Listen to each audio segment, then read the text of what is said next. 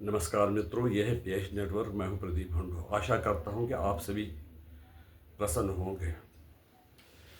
आजकल इज़राइल और ईरान के बीच में जो वार हो रहा है, जिसमें कि अमेरिका भी शामिल है, सारे संसार में परेशानी पैदा हो गई है। हर जगह कीमतें बढ़ रही है। कंपनियों एक दूसरे पर वेस्ट एशिया में हमले हो रहे हैं। इज़राइल ईरान पर कर रहा है, ईरान इज़राइल पे कर रहा है, और दूसरी जो अरब कंट्रीज़ हैं उन पे हमला कर रहा है, उनके तेल के ठिकानों पर हमला कर रहा है। ईरान हार्मुज़ का जो स्ट्रेट ऑफ हार्मुज़ है उसको बंद किए हुए कहते हैं कि हम इसके मालिक हैं, जिसको हम क्रॉस करने देंगे और हमें उसके लिए टोल चाहिए। जो टोल देगा उसको हम क्रॉस करने देंगे। और कहा कि ये ओमान और ईरान ही स्ट्रेट ऑफ हार्मुज़ का फैसला करेंगे। कुल मिलाकर इस युद्ध से सारे विश्व पर प्रभाव पड़ा है। जो इमर्जिंग इकोनॉमीज़ है, जो थोड़ा थोड़ा तरक्की कर रहे थे, उनमें ब्रेक लग जाएगी और ग्रोथ हर जगह कम हो जाएगी। इंडिया की ग्रोथ भी जो 6.5% 7% बताई जा रही थी, अब लग रहा है कि 3% तक भी रहेगी क्या, अगर हालात ऐसे रहे तो। और इतना ही नहीं, हमारे भी 1 करोड़ के लोग वेस्ट एशिया में है, यूएई में है, सऊदी अरब में है, ओमान में है, कतर में है। ये जो कतर है वो कहता है कि हम अमन करवाना चाहते हैं, लेकिन पैसे वगैरह वो ऐसी जो संस्थाओं को दिए हैं जिन्होंने की जंग जारी, जैसे हुतीस को भी उनको भी फंडिंग मिल रही थी। पाकिस्तान में भी जो जमात इस्लामी वगैरह, उनको कतर फंडिंग करता रहा है। सऊदी अरबिया भी इनडायरेक्टली कन्वर्सन और के लिए काम करता रहा है। ईरान भी चाहता है कि इस्लामिक वर्ल्ड है उसके नेता हम बने। और टर्की भी लगा हुआ है कि ऑटोमन एम्पायर के, क्योंकि हमारे अंडर था, और वो वही चाहते हैं कि तख्त सुलेमानी जो था, सुलेमान ने जो कब्जा करके थे ऑटोमन एम्पायर बनाया था, पहले ही थोड़ा था, फिर दूसरे उस्मान वगैरह जो उनके खलीफा हुए थे उनको इसको बढ़ाया था। इज़राइल भी ये मानता है कि ये जो ज़मीन है, जिसमें इराक के कुछ इलाके, जॉर्डन के कुछ इलाके, गाज़ा, वेस्ट बैंक, जेरूसलम वगैरह के कुछ, वो कहते हैं कि ये हमारी प्रॉमिस्ड लैंड है, हम उसको छोड़ेंगे नहीं और कभी ना कभी हम पूरा इसको ले लेंगे। लेकिन जो पलस्टाइन वगैरह लोग हैं वो कहते हैं कि नहीं, अगर इसमें सच्चाई भी है, लेकिन हम यहाँ पर 1000 साल से रहे थे, हमें वहाँ से निकाला नहीं जा सकता है। अब कौन सही है कौन गलत है तो ये समय ही फैसला करेगा। जो भी कब्जा करेगा वही सही है। हिब्रू बाइबल में और कुरानिक वर्सेस में भी ये जिक्र आया हुआ है कि जो ज्यूज थे, ज़ोनिस्ट जिनको भी कहते हैं, वो पहले वहाँ रहते थे। और ये जो अरब लोग थे ये नोमैडिक थे, बंजारे थे, एक जगह से दूसरी जगह थे, लेकिन बहुत लड़ाकू थे। उन्होंने इस्लाम के आने के बाद उन्होंने कई इलाकों पे कब्जे किए, और वो जो इज़राइल के ज्यूज़ हैं उनको कहीं भागना पड़ा। कई तो गुलाम स्लेव्स के लिए इस्तेमाल हुए, कई भागने पड़े और कई मारे गए। लेकिन इज़राइल के जो ज्यूज़ जो बचे हैं वो कहते हैं कि हमारी जो लैंड है, वो जिस पे हम रह रहे हैं, वो हमारी लैंड है। और जब वो निकाले गए ये लोग ज्यूज़, तो उनको कहते हैं 10 लॉस्ट ट्राइबल्स। यानी कि पहले भी इज़राइल पर हमला हुआ था, पहले भी किसी राजा ने इनका जो फर्स्ट टेंपल तोड़ा था, फिर दोबारा सेकंड टेंपल भी तोड़ा गया था। और इस्लाम के आने के बाद ये जंग जारी रही। 1200 से लेकर ऑटोमन एम्पायर इतना धीरे पावरफुल होता रहा, जिसमें कुछ एरियाज थे जो यूरोप के उनके कब्जे में आए, सर्बिया, ग्रीस और भी कई एरियाज। फाइनली ये हुआ कि ये इतने ताकतवर हुए कि जो बाकी ये कंट्री थी वो कुछ नहीं कर सकते। इसमें जो ये जो एरिया था, इसमें तकरीबन 20% पॉपुलेशन थी जो नॉन मुस्लिम थी, यानी कंट्रोल उस पर मुस्लिमों का ही रहता था। और ये जो वगैरह वो उनसे वो जो जजिया वगैरह वो प्रकार के टैक्स वो ले ही लेते थे। लेकिन बाकी जो ग्रीस वगैरह में नेशनलिस्ट मूवमेंट शुरू हो गई तो वह अलग हो गए, उनमें वो ऑटोमन का स्पिरिट खत्म हो गया और वो नेशनलिज्म की ओर दौड़ पड़े और कई इलाके अलग हो गए। वर्ल्ड वार 1 में तो ऑटोमन एम्पायर का पतन हुआ। उन्होंने जर्मनी के साथ दोस्ती की और अरब कंट्रीज जो उनके साथ ऑटोमन एम्पायर के हिस्से उनके साथ दोस्ती। लेकिन ब्रिटिशर्स ने, जिसमें इंडियन आर्मी, भारत के लोग थे और बाकी रशिया वगैरह राष्ट्र थे, उन्होंने ऑटोमन एम्पायर को हराया। कारण क्या था? ये जो इनोवेशन थी, नए नए हथियार बनाने की प्रैक्टिस, उन्होंने तो वो तलवार के दम पर और जोर ज़बरदस्ती करके। लेकिन जो बाकी पावर्स थे, रशिया, फ्रांस वगैरह, वो हथियार नए नए मॉडर्न हथियार बनाते चले गए। जर्मनी से वो हथियार लेना शुरू कर दिया, लेकिन इंडस्ट्री उनकी जितना इतनी मॉडर्न नहीं थी। ब्रिटिशर्स के पास मॉडर्न वेपन्स थे। और जर्मनी में भी, जो जर्मनी ने इनका साथ दिया, लेकिन जर्मनी में भी क्या हुआ कि जर्मनी भी हार गई उनके साथ। और वर्ल्ड वार में जो ऑटोमन एम्पायर है बिखरता गया। 1914 में वर्ल्ड वार 1 था। 1917 में से लोगों ने, जो जीव्स है, उन्होंने जो पैलेस्टाइन लैंड है उसमें से ज़मीनें खरीदना शुरू कर दिया। वो कह रहे थे ये हमारी अपनी ज़मीन है, हम यही लेंगे। कई देशों में जूस के खिलाफ बहुत नफरत थी, जैसे जर्मनी में तो जूस के साथ क्या हो रहा था वो सबको जानकारी है। इसलिए जूस ने ये मुनासिब जाना कि हमें अलग ही ज़मीन चाहिए जिस पे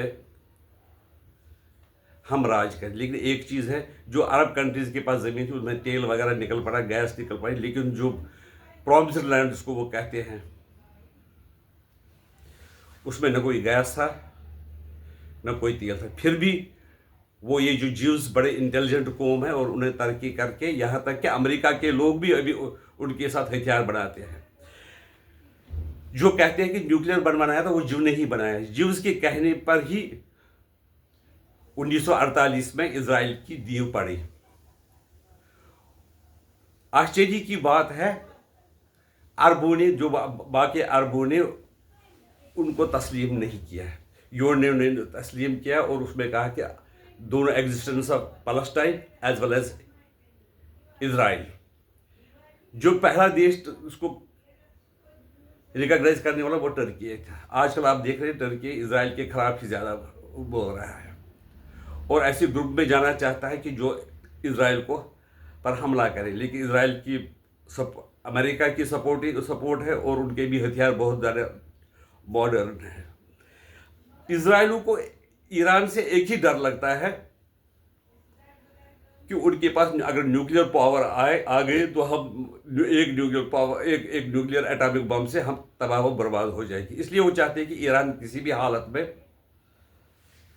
न्यूक्लियर हथियार न बनाए।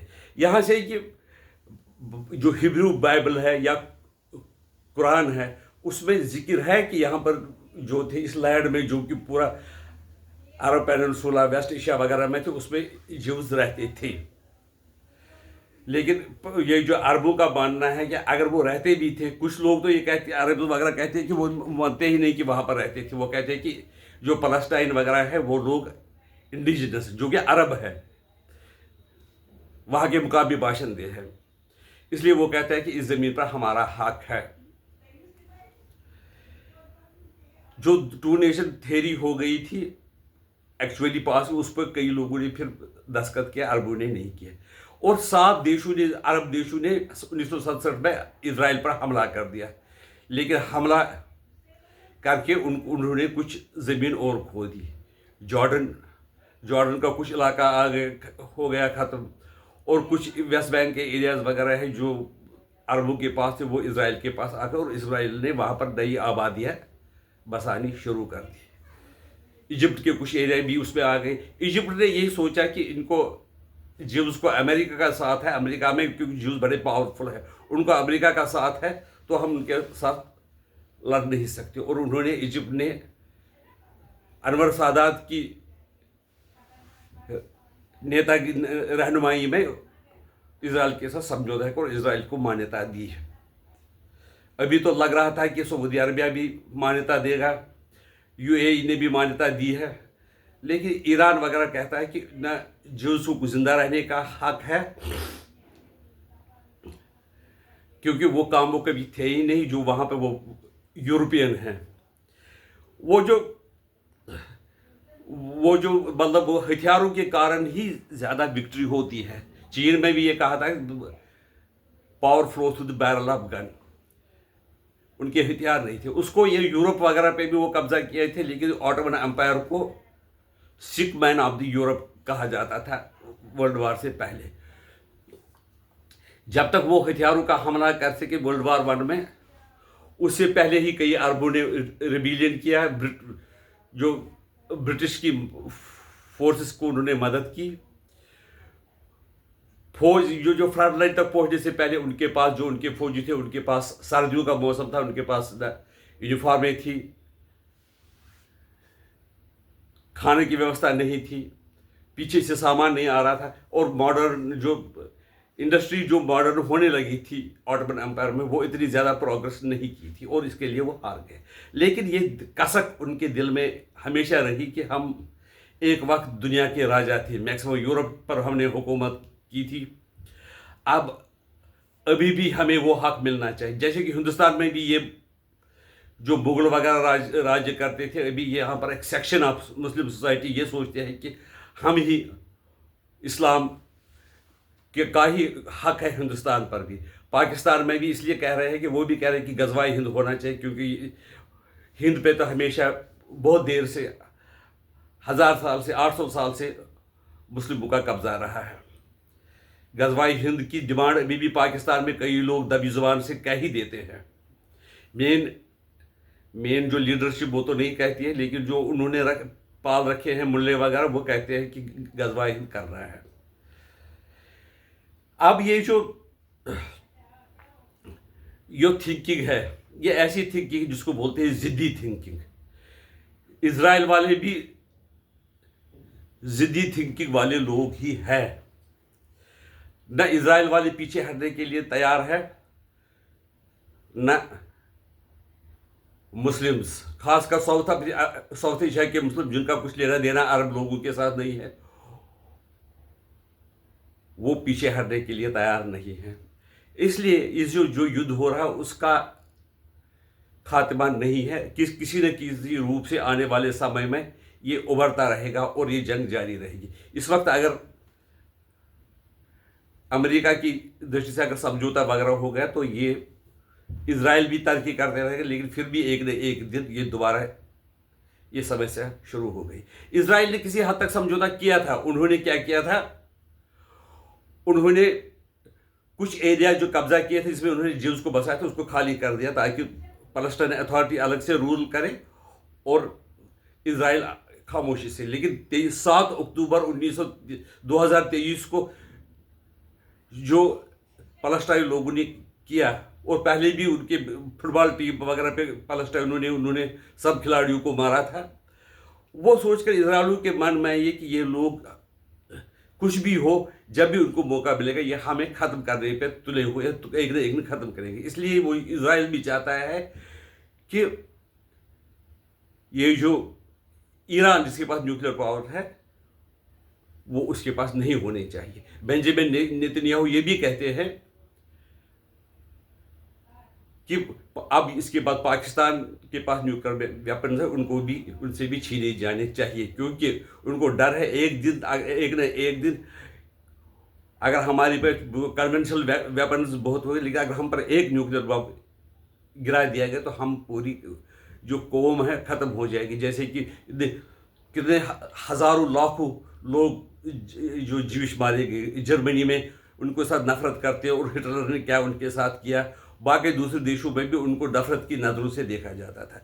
कई क्या लोग कहते थे कि ये लोग ठीक नहीं होते हैं, गंदे विचारों के होते। दरअसल ये बात ये नहीं, लेकिन वो इंटेलिजेंट है, उनकी काबिलियत को दूसरे देश जो यूरोपियन देश है या वगैरह वो पहचान नहीं सकते हैं।